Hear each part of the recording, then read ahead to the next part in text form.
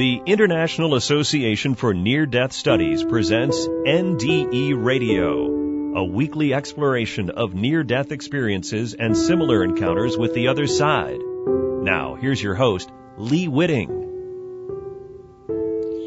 Welcome to NDE Radio, brought to you by IANS, the International Association for Near-Death Studies. I'm your host, Lee Witting. A week ago Sunday, I was invited to do the service at a small summer church on Cousins Island, close to Portland, Maine. I talked about NDEs, of course, and the information they do and don't convey about eternity. Among those in the congregation was a woman who was 105 years old. And after the service, we were talking, as everyone does, and I asked her what her secret was to long life. Gardening, was her reply, and I do believe there could be something to that. After all, the good bacteria we encounter in the garden soil could be something we miss out on when we get everything we eat from the supermarket. Anyway, driving back from Portland, I couldn't help but think of the changes that woman had seen in her life. From horse-drawn farm equipment to men on the moon, and more recently robots on Mars. Those changing decades would have taken her from weekly meetings at the Grange and church to instant news and entertainment from all parts of the world, coming by satellite to a TV or computer anywhere within reach. A person born in 1911 was impacted by the First World War, the stock market crash of '29, and the resulting depression. World War II, the invention of talking movies, TV, nuclear bombs, the Cold War, the space race, the collapse of the Soviet Union, wars in Korea, Vietnam, Iraq, and Afghanistan, just to mention a few. And now, of course, worldwide ISIS terrorism. Society went from the idea of one marriage for life to 50% divorce rates and gay weddings. The reality she was born into changed again and again between then and now. But then I thought, how much is any one individual influenced by the changing times they live through? We are born into family situations of all sorts. Isn't that what determines our personal reality? Consider the range of circumstances.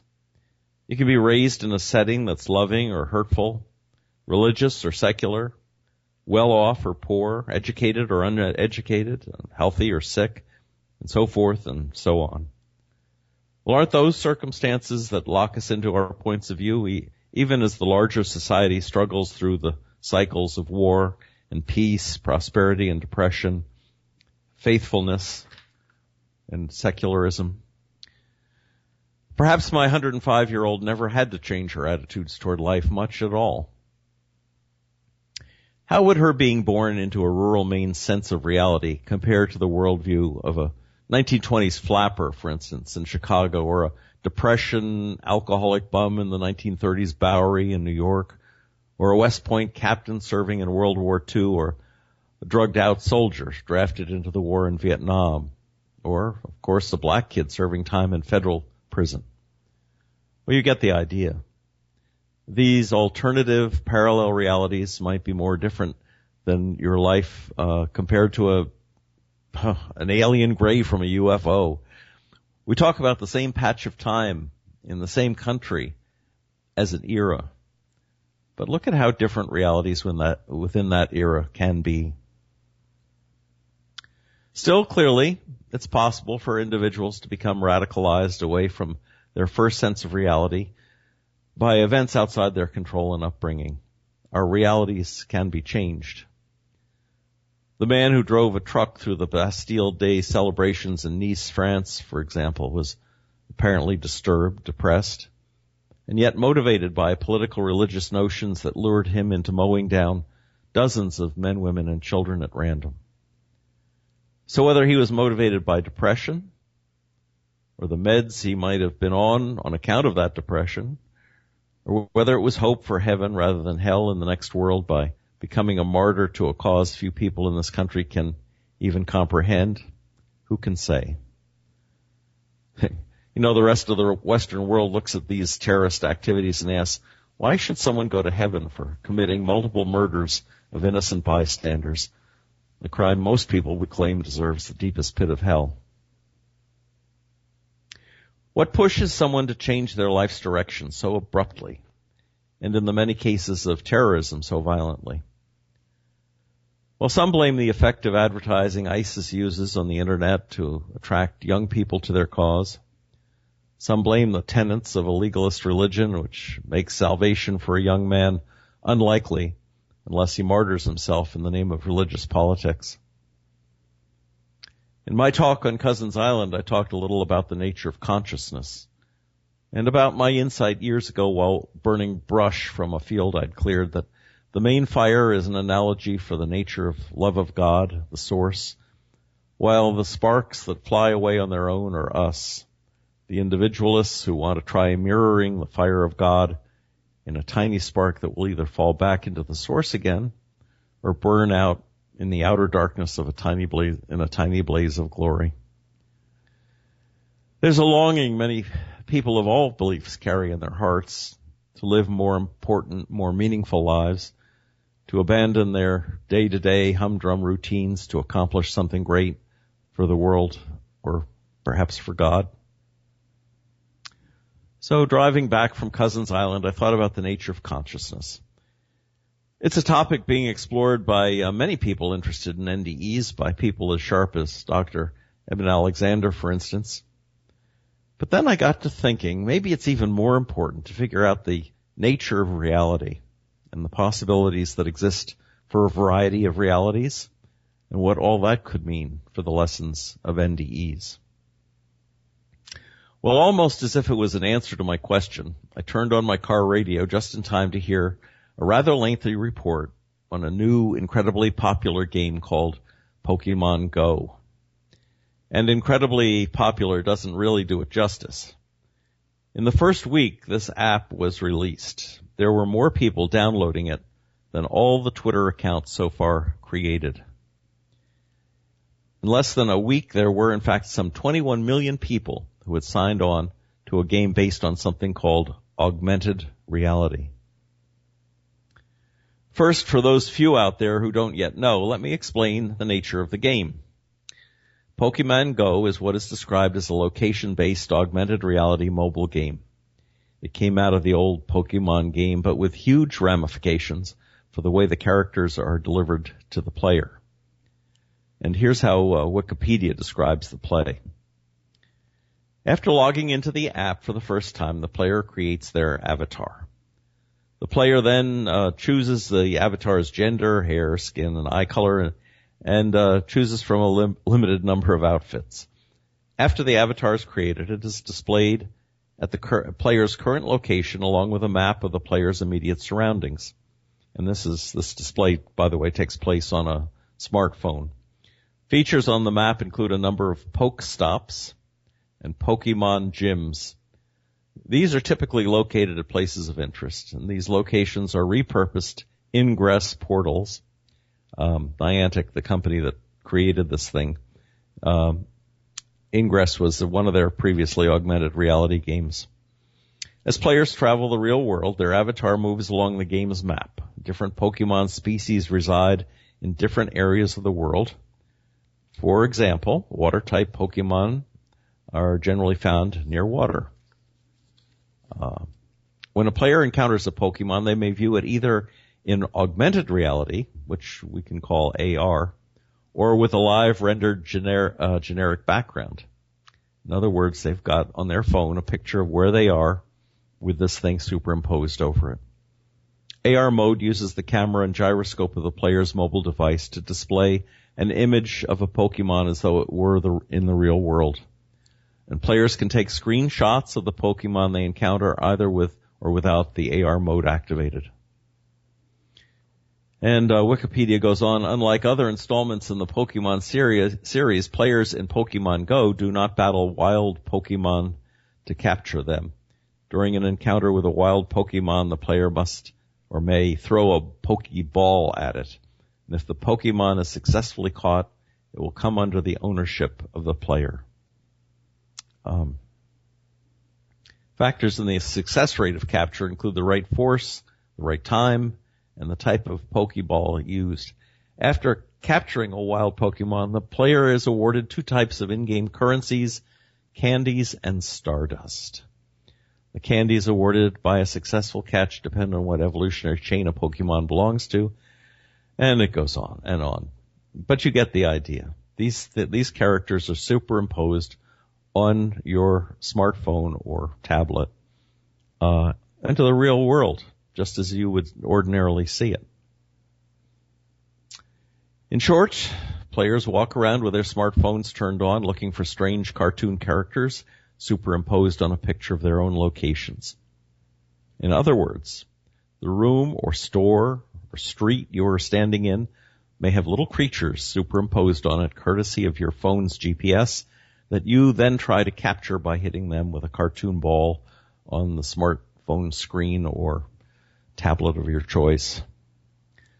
Anyway, the game has gone viral, and probably by now you've heard news reports of players so intent at looking at their mobile devices that they've walked into poles, driven cars into trees, invaded private property, and now they're even being thrown out of museums and cemeteries where such game playing is definitely frowned upon. In the week that followed my trip down to Cousins Island, along with news of politics and terrorism, there were reports surfacing about Pokemon Go all over the place. And really, when you stop to think about it, this technology, this is the first step in a technology, basically, that could ultimately change our perceptions of reality far more effectively than the culture we're used to dealing with till now. Augmented reality, AR, the term used for the technology of the game, has potential, and I see it influencing the way we see the world in the future, and of course, therefore, the way we think and act. This could have a profound impact on people's sense of what is actually real. First of all, the technology for imposing projected reality over what we ordinarily call the real world is quickly changing. Instead of using your smartphone, for instance, companies are busy developing much easier ways for experiencing the so-called augmented reality. For instance, eyeglasses already exist that could make today's smartphone screen image appear to be what you're actually looking at all the time through your glasses.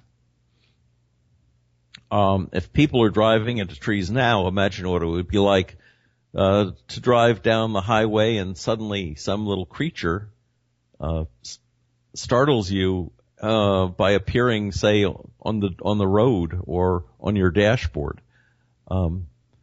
If people are driving into trees now, just think when some creature is suddenly projected into your reality, a deer on the road or even a person you suddenly think you're going to hit, even though they're not really there.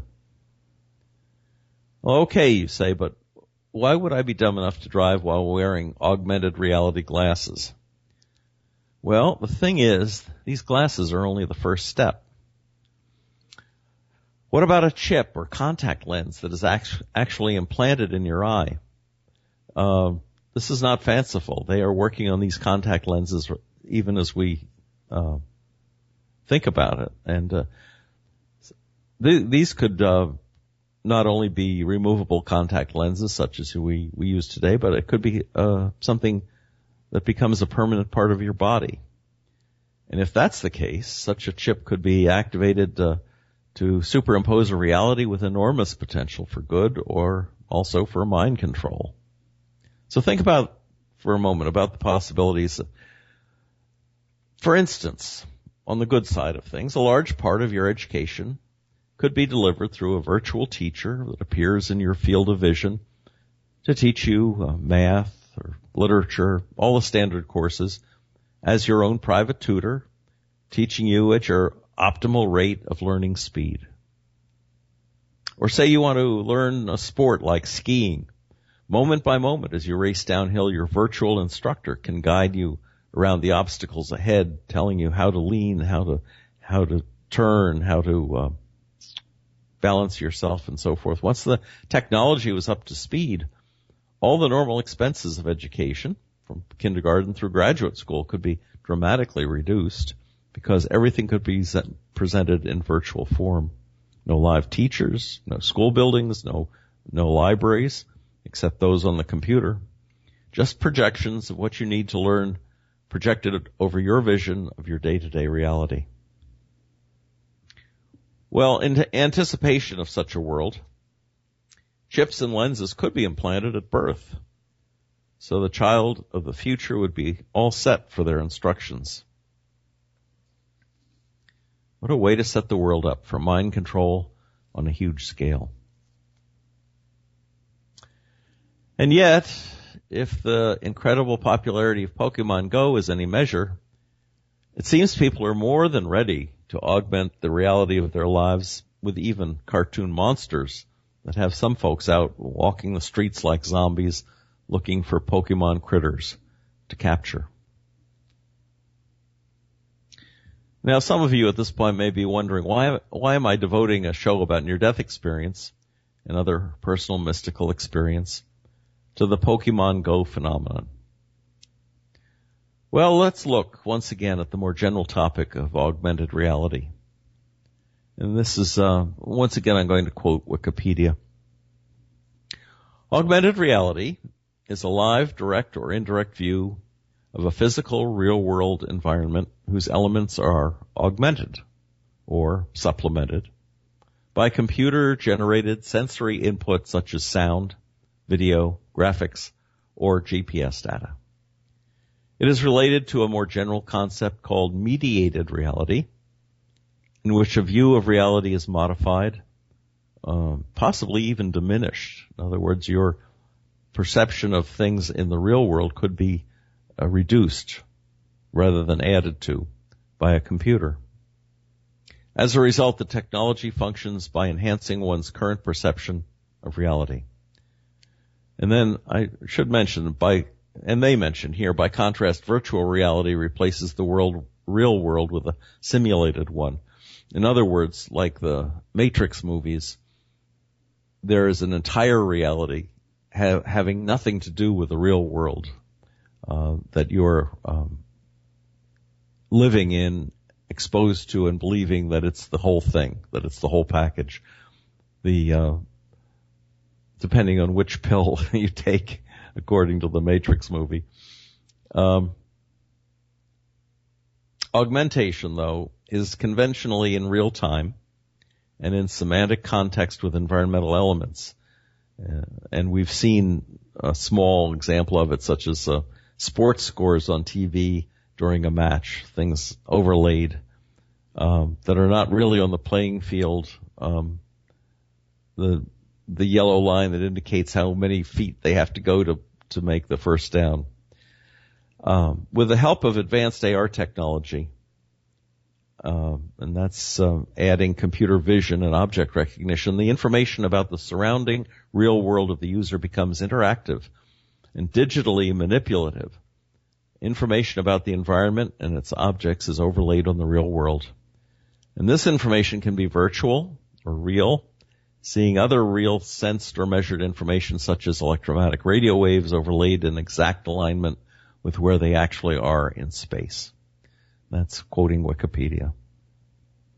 Now, in light of AR, let's consider for a moment two of the most famous mystical experiences of the 20th century.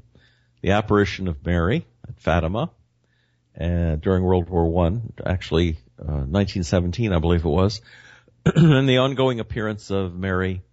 This is Mary, the Mother of God. This is at Medjugorje. Now, to quote Wikipedia on the latter, about those visions, since 1981, when 6 local children claimed they had seen visions of the Blessed Virgin Mary, Medjugorje has become an unapproved destination of Catholic pilgrimage. Our Lady of Medjugorje is the title given to the apparition by those who believe that Mary, Mother of Jesus, has been appearing from the 24th of June, 1981 until today to 6 children, now adults, of course, in Medjugorje, then part of Yugoslavia. The Most Blessed Virgin Mary, Queen of Peace and Mother of God, These are words the apparition has allegedly introduced herself with. The visionary Marija Lunetti claims to receive messages from the Virgin Mary on the 25th of every month, while Mirjana Soldo reports receiving messages on the 2nd of the month. The messages attributed to Our Lady of Medjugorje have a strong following among Catholics worldwide, and I would add to that non-Catholics as well. Pilgrimages of both Catholics and non-Catholics have been amazing. Medjugorje has become one of the most popular pilgrimage sites for Catholics in the world, and has turned into Europe's third most important apparition site. Each year, more than 1 million people are visiting it, even today. And it's been estimated that some 30 million pilgrims have come to Medjugorje since the reputed apparitions began in 1981. Many have reported visual phenomena, including the sun spinning in the sky, and a similar apparition of the sun was experienced in Fatima too, where not only the kids who claimed to see Mary, but all of the people assembled there. And I think it was toward the end of these apparitions, saw the sun not only spinning, but they said, it coming toward them as if the earth were falling into the sun. And it terrified many people. This was seen by thousands of people who, of course, were later accused by skeptics of having mass hallucinations. But anyway, in Medjugorje, many have reported visual phenomena, including the sun spinning in the sky or changing color, and figures such as hearts and crosses around the sun. Some visitors have suffered eye damage. In fact, I had a friend that stared into the sun so long that I think she might have damaged her eyesight as well, while seeking to experience such phenomena. A Jesuit father, Robert Farisi, has written about his own experience of such phenomena, saying, "Yet I have seen rosaries which have changed color, and I have looked directly at the sun in Medjugorje and have seen it seem to spin and turn different colors. It would be easier to report that it's just hysteria, except I would then have to accuse myself of being hysterical, which I was not and am not." That quote comes from Wikipedia. It's impossible to know how much such reported appearances of Mary have influenced the course of history. How many minds have been pushed toward actions for the greater good as a result of such reported visions? Not to mention, of course, near-death experiences and other visions that we talk about frequently on this show. You know, many would say it's all imagined, of course, but what they haven't been able to say, up until now at least, is that it's a computer-generated delusion designed to make, say, the Catholic Church a more credible representative of Jesus and his mother Mary on earth. But I'm sure you can see where I'm going with this. How easy it would be for a church or a government or a corporation to lay miraculous happenings on the general public with an augmented reality chip implanted in the eyes of the beholders. The capacity for control, from crowd control to mind control for that matter, would be huge, pervasive, and ultimately lead to a complete loss of faith. When what we hoped was the voice of God becomes the voice of Big Brother, pretending to be God, we will have behavior modification with an inevitable loss of credibility in the sources for our information and our beliefs. Some of you out there might remember a very funny Steve Martin movie called The Man with Two Brains. Martin's character, a brain surgeon, falls in love with a disembodied brain in a jar with whom he can communicate. And the whole movie basically was making fun of a philosophical notion that you can explore actually if you look up a wiki entry titled Brain in a Vat. And I'll tell you a little about that, because this is tending more toward where augmented reality crosses into virtual reality, at least in the philosophy of discussing what reality is all about. In philosophy, the brain in a vat, or some call it a brain in a jar, is a scenario used in a variety of thought experiments intended to draw out certain features of our ideas of knowledge, reality, truth, mind, consciousness, and meaning. Common to many science fiction stories, it outlines a scenario in which a mad scientist, machine, or other entity might remove a person's brain from the body, suspend it in a vat of life-sustaining liquid, and connect its neurons by wires to a supercomputer which would provide it with electrical impulses identical to those the brain normally receives. Then, according to such stories, the computer would then be simulating reality, including appropriate responses to the brain's own output, and the disembodied brain, literally disembodied brain, would continue to have perfectly normal conscious experiences such as those of a person with an embodied brain, without these being related to objects or events in the real world. In other words, this information would be projected on the brain by the computer, and the brain wouldn't know the difference. To go on from Wiki, the simplest use of a brain in a vat scenario is an argument for philosophical skepticism and solipsism. A simple version of this runs as follows. This is the philosophy behind this discussion. Since the brain in a vat gives and receives exactly the same impulses as it would if it were in a skull, and since these are its only way of interacting with its environment, then it's not possible to tell from the perspective of that brain whether it's in a skull or in a vat. In other words, whether it's seeing reality as it would in the brain, in the skull, or whether it's just believing what the computer is projecting at it. Yet, in the first case, most of the person's beliefs may be true if they say that they are walking down the street or eating ice cream. In the latter case, their beliefs are false, since the argument says one cannot know whether one is a brain in a vat, then one cannot know whether most of one's beliefs might be completely false, since in principle it's impossible to rule out oneself being a brain in a vat, since there cannot be good grounds for believing any of the things one believes. A skeptical argument would contend that one certainly cannot know them, raising issues with the definition of knowledge. There's so much behind the philosophy of what reality is that we are going to have to continue it at another time. One of the things that's really interesting is the Hindus' notion of Maya, illusion, which is how Buddhists too perceive the world that we call reality as being something illusory. And that Plato said the same thing when he talked about shadows in the cave being all that we're really seeing, that we're not really seeing reality, we're seeing projections of shadows of reality. And we're bound to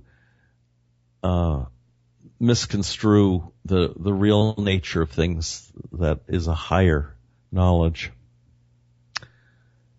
Anyway, I hope to have some further discussions on reality, both virtual and augmented, and how these things can be used in discrediting, in the long run, discrediting personal mystical experience. But anyway, we are out of time for today.